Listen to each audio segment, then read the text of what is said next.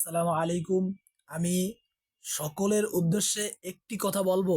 আল্লামা মামুনুল হক এবং আল্লামা মাহমুদুল হাসান হাফিজাহুল্লাহ তাআলার ব্যাপারে যে দুর্ঘটনা, অনাকাঙ্ক্ষিত একটি ঘটনা ঘটছে।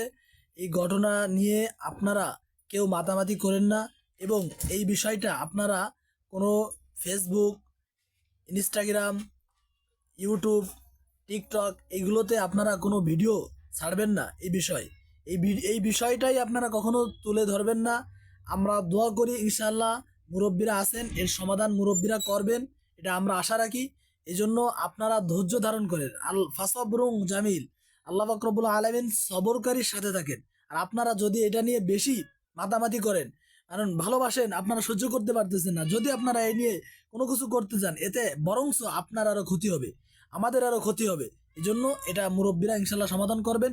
আপনাদের পায়ে হাত ধরে বলি, আপনারা এই বিষয়টা নিয়ে আর ভিডিও বা এইগুলো নিয়ে কোনো মাতামাতি করবেন না।